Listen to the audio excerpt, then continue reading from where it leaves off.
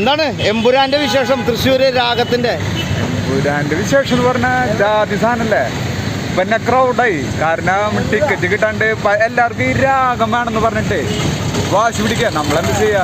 ആകുരാഗുള്ളൂ. ആകൊരു എമ്പുരാന് അല്ല, എമ്പുരാൻ എല്ലായിടത്തും ഉണ്ട്. പക്ഷെ രാഗത്തിൽ കാണുന്ന ഒരു പവറിനെ തൃശ്ശൂർക്കാര് രോമാഞ്ചത് അപ്പൊ പറയുമ്പോ നമുക്കുണ്ട് സംഭവം. ഒരുപാട് സ്ഥലങ്ങളിൽ ഇങ്ങനെ വരുന്നുണ്ടല്ലേ ടിക്കറ്റ് ചോദിച്ചിട്ട്? ഇല്ല, ഇഷ്ടം പോലെ ഫാമിലി ആയിട്ടും ഇപ്പൊ ഇവിടെ നിൽക്കുമ്പോ തന്നെ അറിയാൻ പറ്റും.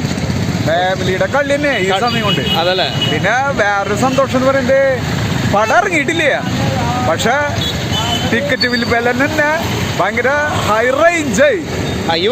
ഭയങ്കര ഹൈ സാധനമായി. ഇതുവരെ ലാലേട്ടന്റെ സിനിമ കരിയറിൽ ഇല്ലാത്തൊരു സംഭവമാണ് സാധനം. അത് കേട്ടപ്പോഴും നമുക്കൊരു സന്തോഷമാവും. പിന്നെ ഇനിയിപ്പോ നമുക്ക് പടം 27-ാം തീയതിയാണ് 6 മണിക്ക്. ഇനിയിപ്പോ പടം കണ്ടിട്ട് അതിനായിട്ട് മുന്നേ ചെറിയ രീതിയിൽ കൊട്ടും കാര്യങ്ങളൊക്കെ ഉണ്ട്. അത് കഴിഞ്ഞിട്ട് പടം കഴിഞ്ഞിട്ട് വേറൊരു പൂരണ്ട്. 2-3 പൂരണ്ടപ്പോ തൃശ്ശൂർ വാക്കുകൾ കിട്ടില്ല. അപ്പൊ അത് തൃശ്ശൂർ പൂരത്തിന്റെ ഏകദേശം ഒരു ലെവല് ആയിട്ട് തന്നെ നിൽക്കൂട്ടാ. ടിക്കറ്റ് എങ്ങനെ എടുക്കാൻ വന്നപ്പോ എന്തായിരുന്നു അവസ്ഥ? ടിക്കറ്റ് കിട്ടിയ അല്ല, ഞാൻ പിന്നെ ഇതിലുള്ളതായി കാരണം അതെ നമുക്ക് ചള്ളല് കേറല്ല ഫാൻസിലുള്ള കുഴപ്പമില്ല.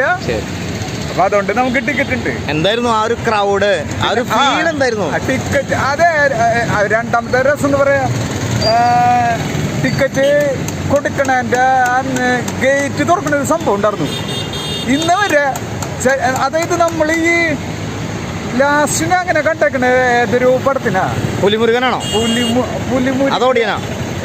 ഏതാ പടം? പുലിമുരുകൻ ലാലേട്ടന്റെ പടം തന്നെയാണോ? ലാലേട്ടന്റെ പടം തന്നെ, പുലിമുരുകൻ തന്നെയാണ്. പക്ഷെ അത് കഴിഞ്ഞിട്ട് അതന്നെ ഉറപ്പിക്കാം. ബറോസ് വന്നിട്ടുണ്ട്. അതല്ല, ഗേറ്റ് തുറക്കുന്ന ഒരു രംഗുണ്ട്. നമ്മുടെ പഴയ ഒരു സംഭവം പറഞ്ഞു. അത് ശരി. ഗേറ്റ് തുറക്കുന്ന കുറച്ച് ഇപ്പൊ അങ്ങനത്തെ സംഭവം എന്ന് പറഞ്ഞ പിള്ളേരൊക്കെ തല കറങ്ങി വീഴും. ആ ഒരു ഗേറ്റ് തുറക്കുമ്പോൾ ക്രൗഡിലും ആ ഒരു സാധനം ഈ പടത്തിൽ. അല്ല, ലാലേട്ടന്റെ 3-ാം മുറ എന്ന് പറഞ്ഞ സിനിമ വന്നപ്പോ ഒരാള് ഒരാള് മരണപ്പെട്ടല്ലോ. ആ ഒരു ചരിത്രം ലാലേട്ടന്റെ സിനിമയ്ക്കാണ്. 2-3 ചാക്ക് ചെരുപ്പ് കിട്ടിണ്ടെന്നൊക്കെ പറയണ. അതെ, എന്നായിട്ട് മുതിർന്ന എന്റെ ചേട്ടന്മാരൊക്കെ പറയും ആ കഥകള്. അത് ഭയങ്കര സംഭവം തന്നെട്ടാ. അപ്പൊ ലാലേട്ടന്റെ സിനിമയ്ക്ക് തന്നെ ഇങ്ങനത്തെ സംഭവങ്ങൾ ഉണ്ടായിട്ടുള്ളൂ. പിന്നെ അത് തന്നെയല്ല, ഇതിന്റെ ഇടയിൽ കുറെ വിഷയങ്ങളുണ്ടായി. 27-ാം തീയതി സിനിമ ഇറക്കാൻ പറ്റില്ലെന്നാ ഞങ്ങൾ സമരം ചെയ്യും.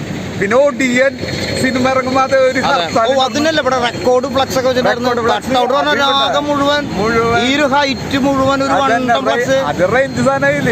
അതുപോലെ തന്നെയാണല്ലോ ഇപ്പൊ ഇതും ചരിത്രത്തിലൊരു ഭാഗമായില്ലോ. ഇതേപോലെ ഒരു കട്ടൗട്ടും ഫ്ലക്സും രാഗത്തില് ഇതുവരെ എവിടെയും കണ്ടില്ല. ഒറ്റ പടത്തിന് പണി നടന്നുകൊണ്ടിരിക്കണല്ലേ?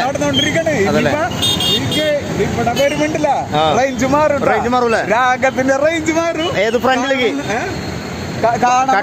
കട്ടൗട്ട് ഫ്രണ്ടിലേക്ക് ഇനി വെൽക്കം ബോർഡൊക്കെ വെക്കാൻ കിടക്കണല്ലോ. അപ്പൊ അതൊക്കെ വരുമ്പോ രാഗത്തിന്റെ റേഞ്ച് മാറും. എന്തായാലും അന്യായ വരവേൽപ്പാണ് പടത്തിനല്ലേ? ഗംഭീര വരവേൽപ്പ്. കാര്യത്തില് പടം ലോകം മുഴുവൻ വറപ്പിക്കുമ്പോ ഇപ്പൊ എന്റെ ഒരു കൂട്ടുകാരെ UK-ലുണ്ട്. UK-ൽ 200 തിയേറ്ററിൽ പടം കളിക്കണ്ടെന്നാ പറയണ. പിന്നെ അതുപോലെ അവിടെ കുട്ടികൾക്ക് പ്രവേശനം ഇല്ല. 12 വയസ്സ് ആയിട്ടുള്ള കുട്ടികൾക്ക് അവിടെ UK-ൽ പ്രവേശനം ഇല്ല. കാരണം അവിടെ ഗവൺമെന്റ് അത് സ്റ്റേജ് ചെയ്തേക്കാണ്. അങ്ങനെ പല വിവാദങ്ങളും ഇഷ്യൂസുകളും ഒരുപാടുണ്ട്. ഒരു സിനിമയെ സംബന്ധിച്ച് അങ്ങനെ വരും. അതൊന്നും ഇവിടെ വിഷയങ്ങളല്ല. ഇവൻ അവിടെ പോയിട്ട് അവന്റെ ആ ഒരു പ്രായത്തിലുള്ള ആൾക്കാർക്കൊക്കെ 10-20 ടിക്കറ്റ് എടുത്തിട്ടുണ്ട്. UK ലണ്ടനില്. അല്ല, ഇവിടെ ഞാനൊരു ചോദിക്കുന്നത്, ഇപ്പൊ തൃശ്ശൂർ രാഗത്തില് ചരിത്രമായി അല്ലേ ഇത്രയും വലിയ കട്ടൗട്ടുകൾ വെച്ചിട്ട്? തൃശ്ശൂര് കേരളത്തിൽ പിന്നെ ചരിത്രമായി. ഇനി അവൻ കിടക്കണോ? ഇനി കാണാം നമുക്ക് പൂരം. പക്ഷെ അതല്ല രസം, ഇതിനാട്ട വലിയ ആഘോഷങ്ങള് കെട്ടക്കണല്ലോ. കടലും കടന്നിട്ട് കിടക്കാന്ന്. അതാണ് റേഞ്ച്. നമുക്ക് ചിന്തിക്കാൻ പറ്റുന്ന സാധനം. നമ്മുടെ പുലിയൊക്കെ ഇനി വരാൻ കിടക്കണല്ലോ അല്ലേ? അത് വേറെ കഥകൾ ഇങ്ങനെ ഇഷ്ടംപോലെ ഉണ്ട്. ഓക്കെ, അപ്പൊ എന്തായാലും ആ സമയത്ത് ഇനി കാണാം. അപ്പൊ എന്തായാലും എമ്പുരാൻ ആശംസകള്. അതെ, ഓക്കെ, അപ്പൊ പൊളിക്കട്ടെ.